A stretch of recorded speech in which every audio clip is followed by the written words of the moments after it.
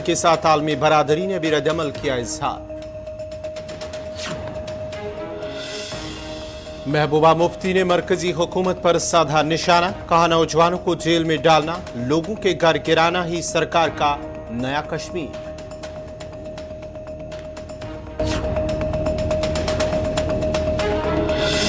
इंहिदामी मुहिम पर जिला तरक्याती कमिश्नर श्रीनगर का बयान, कहा बेदखली मुहिम के दौरान गरीब लोगों को नहीं छेड़ा जाएगा।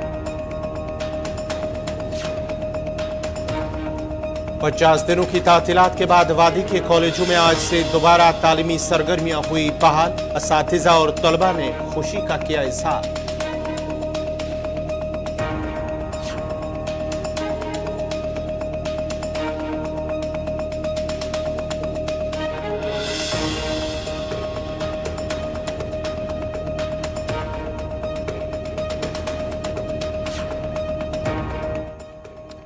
और अब पेश है खबरों की तफसील। दिल्ली और मुंबई में आज दूसरे दिन भी बीबीसी के दफ्तर पर इनकम टैक्स का सर्वे हुआ है। इनकम टैक्स की टीम को शायद ऐसा कुछ हाथ लगा जिसकी वजह से सर्वे का सिलसिला आज भी जारी रहा। इस बीच बीबीसी ने अपने तमाम मुलाजिमों को वर्क फ्रॉम होम करने की हिदायत की। सिर्फ प्रोडक्शन की टीम को ऑफिस आने को कहा है और यह भी हिदायत दी कि जांच में मुकम्मल ताउन करे। इस बीच अपोजिशन की तरफ से मुसलसल इस कार्रवाई की मजम्मत हो रही है और आज कांग्रेस की जानिब से भी प्रेस कॉन्फ्रेंस करके इस सरकार को निशाना बनाया गया है।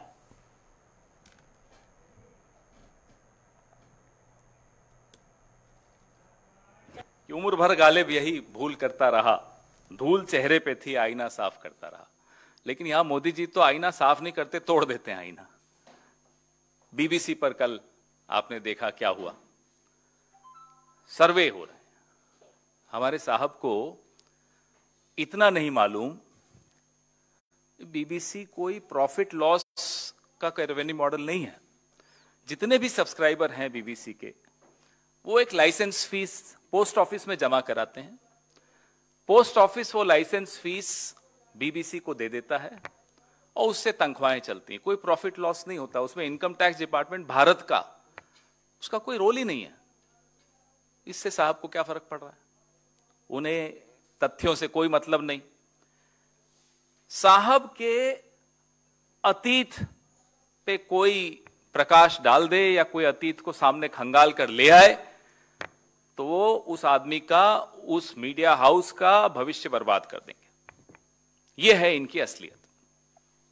यही बीबीसी 2014 से पहले तो साहब उसके बारे में भाषण दिया करते थे कि साहब हम तो भरोसा ही बीबीसी पर करते हैं। आज क्या हुआ?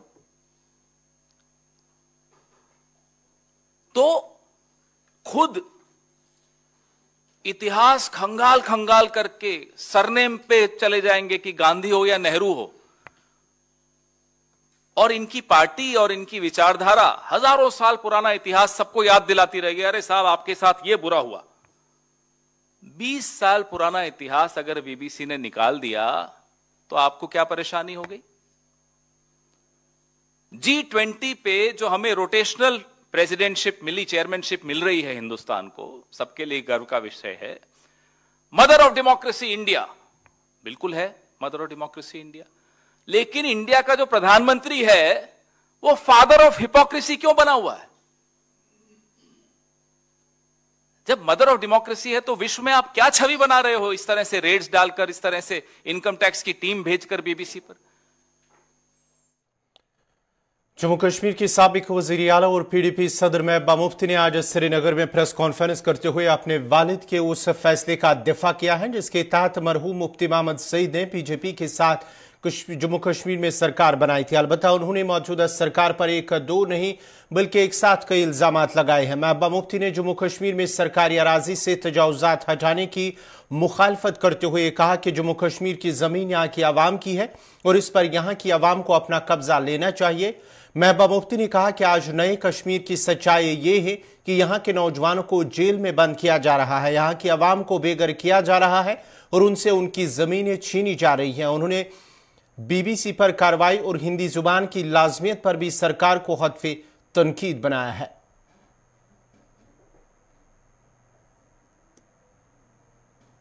जो हिंदुस्तान की हिस्ट्री में पहले ऐसे होम मिनिस्टर हैं जिन्होंने एक स्टेट को स्टेट से यूनियन टेरिटरी बना दिया। और अब वो इस बात को डाइवर्ट करने के लिए जो इस वक्त अडानी का मसला है, बाकी मसले हैं जो उन्होंने फ्रॉड किए हैं, जो उन्होंने पूरे मुल्क के बैंकों को लूट के पूरे मुल्क की इकॉनमी को इस वक्त पुट एट स्टेक है, उसका अब दिवालिया निकालने की उस पे राह पे हैं। तो उन सब चीज़ों से अटेंशन डाइवर्ट करने के लिए उनको जम्मू कश्मीर से अच्छी कोई जगह ही नहीं मिल सकती है कि जब भी अटेंशन डाइवर्ट करना हो तो जम्मू कश्मीर में कुछ ना कुछ करो, जैसे डेमोलिशन ड्राइव चल रही है। तो मेरा तो ये भी कहना है अपने लोगों से कि जम्मू कश्मीर की ज़मीन जम्मू कश्मीर के लोगों की है। मैं जम्मू कश्मीर के लोगों को ये बताना चाहती हूँ, अपनी ज़मीन का कंट्रोल ले लो अपने हाथों में, चाहे वो हमारी मोहल्ला कमेटीज़ हैं, चाहे हमारी पंचायतें हैं, चाहे दूसरे हैं। अपनी ज़मीन के यहाँ की ज़मीन के मालिक यहाँ के लोग हैं। स्टेट होता है, we are a stateless people, हमारी इस वक्त कोई रियासत भी नहीं है, कुछ भी नहीं है। तो ऐसे में हमारे मालिक हमारे लोग हैं और उनको अपनी ज़मीन का जो कस्टडी है अपने हाथ में लेनी चाहिए। इस तरह से वो हमें एनक्रोचर का नाम दे, कि नाजायज़ कब्जे करने वालों का नाम दे। पहले तो एंटी नेशनल बुलाते थे, अब नाजायज़ कब्जावर करके बुलाते हैं। हम नाजायज़ कब्जावर नहीं है, ये हमारी ज़मीन है, इस पे हमारा कंट्रोल है और लोगों को इसका कंट्रोल लेना चाहिए, चाहे वो घास चराए हो, चाहे वो शामलियात हो, चाहे वो कस्टोडियन लैंड हो, चाहे वो स्टेट लैंड हो, ये यहाँ के लोगों की ज़मीन है। देख रहे हैं ना आजकल ग्राउंड पे क्या दिखाई दे रहा है। आप पहले नौकरियों से लोगों को निकालो, जेल में नौजवानों को डाल दो, जर्नलिस्ट को जेल में डाल दो। अब जो रही सही कसर थी वो हमारे घर गिरा के पूरी की जा रही है। तो इससे और बड़ा नया कश्मीर क्या हो सकता है? इससे बड़ी तरक्की उनके लिए और क्या हो सकती है जो शुरू से ही जिन्होंने मुसलमानों के खिलाफ रहते हैं, जो मुसलमानों के खिलाफ आप जहाँ जहाँ देखिए डेमोलिशन, जहाँ दिल्ली में भी हो रही है, वहाँ भी किन एरियाज में डेमोलिशन हो रही है, यहाँ भी जो हो रहा है, जम्मू में जो हो रहा है, तो ये किसके खिलाफ हो रहा है? तो ऐसे में ये कहेंगे ही, और जो इनको जो असली एनक्रोचर है अडानी, उसके खिलाफ तो कुछ एक्शन कर नहीं पाते। नहीं देखिए, ये तो मैं तो कह रही हूँ कि G20 का आप एक तरफ से G20 का वो जो है वो उसकी बार बार बात करते हैं, विश्व गुरु की बात करते हैं, दूसरी तरफ से आप BBC जैसी जो क्रेडिबल एजेंसी है, न्यूज़ एजेंसी है, उस पर छापा मारते हो, उस पर रेड करते हो, तो मैसेज क्या जाता है बाहर? दूसरी तरफ से गरीबों के घर डेमोलिश कर रहे हो, तो उसका मैसेज क्या जाता है बाहर? उसका मैसेज बहुत ख़राब जाता है कि जो हिंदुस्तान है वो आगे जाने के बजाय पीछे जा रहा है। और ये कोई कश्मीर नहीं है जहां घास चराई के नाम पे, एनक्रोचमेंट के नाम पे आप लोगों के घर डेमोलिश कर रहे हो।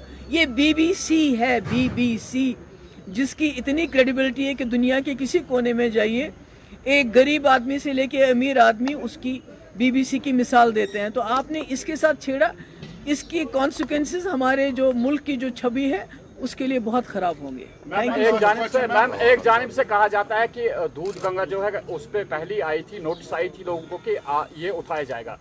दूसरी जानिब म्यूनिसिपैलिटी से मेयर कह रहा है कि इसके साथ कोई हाथ नहीं लगाएगा। किस एतबार से आप देखते हैं इस चीज को? देखिए, ये एक चीज चल रही है, इसको जो मैंने पहले भी कहा, जो गरीब, देखिए साउथ में तो ये कुछ कर नहीं पाते। साउथ में इन्होंने कोशिश की, जम्मू कश्मीर में इन्होंने बंदूक के बलबूते पे हर चीज कर रहे हैं।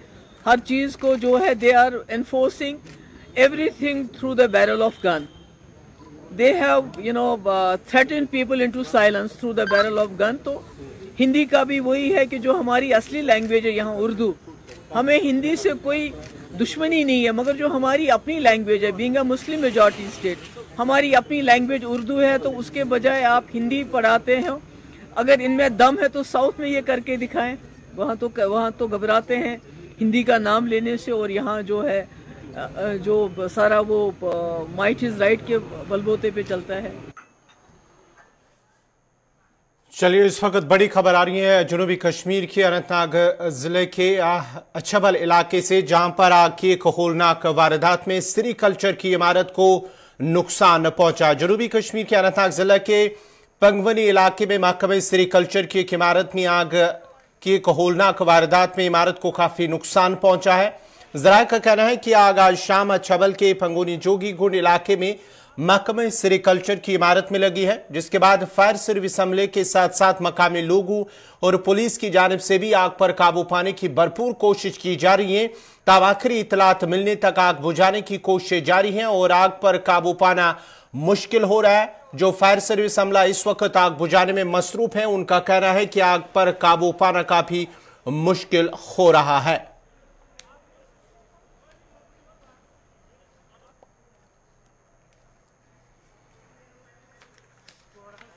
इस खबर पे मजीद तफसीलात के लिए हम सीधा चबल चलते हैं, जहां हमारे साथ है पीर मुजफ्फर। मुजफ्फर, क्या कुछ अपडेट है, क्या कुछ तफसीलात है?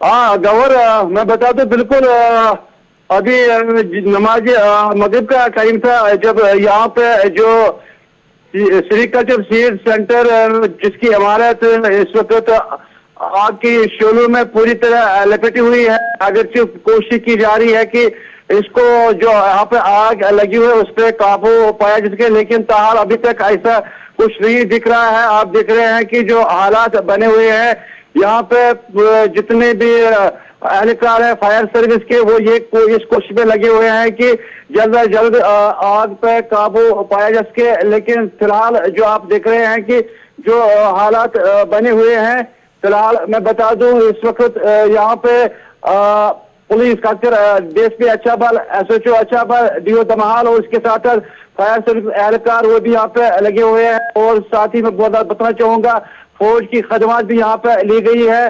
तो ये इमारत है, ये काफी अहमियत के हामिल में बता दूं, यह है सेरिकल्चर सीड सेंटर महकमे ऑपरेशन की ये इमारत थी। मुजफ्फर, जरा ये बताइएगा कि ये आग कितने बजे लगी है और इस वक्त जो है ताजा सूरजहाल सिचुएशन जो है वो क्या कुछ कह रही है? गवर्नर मैं बता दूं सर, मैं पहले सबसे आपको बताना चाहूंगा, लोग कह रहे हैं शुक्राल में कुकरनाग आ रहा है। कुकरनाग नहीं बल्कि ये अछाबल अनंतनाग है सर, और लगभग अभी तक आधा घंटा हुआ है। और मैं आपको बताना चाहूंगा रेवेन्यू महकमे के कुछ ऑप्शन हमारे साथ, उनसे जानना चाहेंगे, बात करेंगे। जी भाईजान, हमें इस आग के हवाले से बताइए कि आप कब यहाँ पे पहुंचे और क्या तफसीलात है? अस्सलाम वालेकुम सर, 7 बजे आग हुआ जी, सर्किट हुआ पावर के साथ, ठीक है। और लोग भी आए और आर्मी भी आया है और फायर सर्विस भी आया, अभी पुलिस भी आया, अभी काबू नहीं हुआ जी जी, अभी चल रही है। हाँ मैं बता दूं गवर्नर, बिल्कुल यहाँ पे जो फौज की खदमात वो भी हासिल की गई है यहाँ पे।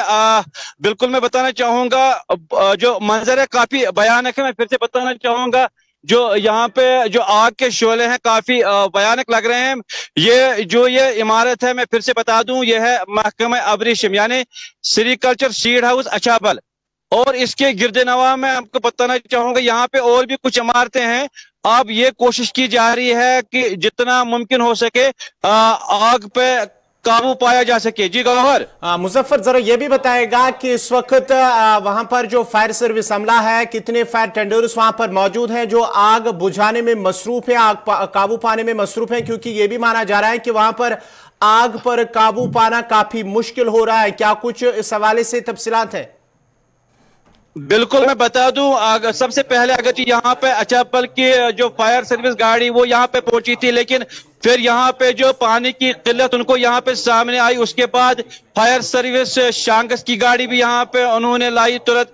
अब जो इस वक्त हालात बने हुए, मैं फिर से बता दूं, अब फौज की खदमात भी हासिल की गई है और उन्होंने भी अपनी यहाँ पे खदमात दी है। फिर से आप देख रहे हैं कि जो इस वक्त आपको सायरन कुछ यहाँ पे सुनाई दे रही है। मैं बता दूं कि कोशिश यही की जा रही है कि जितना मुमकिन हो सके आपसे जानना चाहूंगा, ये जो स्पॉट है जहां पर इस वक्त जो सेरिकल्चर की बिल्डिंग है, जरा इसके नजदीक पे जाइए आप, क्योंकि नाजरीन भी देखना चाहते हैं जहां पर ये इस वक्त आग भड़क उठी है। आग के जो शोले हैं, होलनाक आग की वारदात है और आग पर काबू पाना मुश्किल हो रहा है। ये भी जरा नाजरीन को दिखाए। जो ताजा तस्वीरें नाजरीन आप देख सकते हैं, अछाबल का इलाका है जहां पर एक सेरिकल्चर की इमारत में आग लगी है। शाम देर गए अचानक जो वहां पर लोगों का कहना है कि वहां पर जो शॉर्ट सर्किट हुआ है जिसकी वजह से इमारत में आग लगी है। ऊपरी मंजिल है ये सेरिकल्चर इमारत की, जहां पर एक होलनाक आग वारदात हुई है। उसके साथ ही वहां पर पुलिस के साथ साथ मकामी लोग और फायर सर्विस अमला भी मौजूद हैं, जबकि वहां पर लोगों का मानना है कि वहां पर फौज की भी खदमात ली गई हैं। तफसीलात के लिए मुजफ्फर हमारे साथ है। मुजफ्फर, क्या कुछ अपडेट है? ये नाजरीन देख सकते हैं आप, ये इमारत जहां पर मुजफ्फर, क्या कुछ अपडेट है? मैं चाहूंगा कोशिश यही की जा रही है कि फिलहाल इस इमारत को बचाया जाए, लेकिन जो इस वक्त हालात बने हुए हैं काफी कठिन मामला है। कि आपको मैं बता दूं, फायर सर्विस डिपार्टमेंट की ये कोशिश थी कि इस पे जल्द से जल्द कंट्रोल किया जाए, लेकिन अब यहाँ पे फौज की खदमात भी हासिल की गई है। मैं बता दूं फिलहाल इस वक्त तो यहाँ का जो आपने खुद तस्वीर में देखा है कि जो मंजर है काफी भयानक है, और आग के जो शोले हैं वो भी इस वक्त काफी भयानक लग रहे हैं। अब यही कोशिश की जा रही है कि जितना मुमकिन हो सके। तो नाज़रीन, ये थी अच्छाबल अनंतनाग से, जहां पर इस वक्त जो है सेरिकल्चर की एक इमारत में अचानक आग नुमदार हुई है। जो माना जा रहा है कि वहां पर शॉर्ट सर्किट होने की वजह से इस इमारत में आग लगी है और इस वक्त आग पर काबू पाया जा रहा है। लेकिन जो फायर सर्विस अमला है उनका मानना है कि आग पर काबू पाना मुश्किल हो रहा है। ताहम पुलिस के साथ साथ फौज की भी मदद ली गई है और आग पर काबू पाने की कोशिशें लगातार जारी है। नाजरीन, खबरनामा जारी रहेगा। यहां पे छोटा सा तिजारती वक्फा।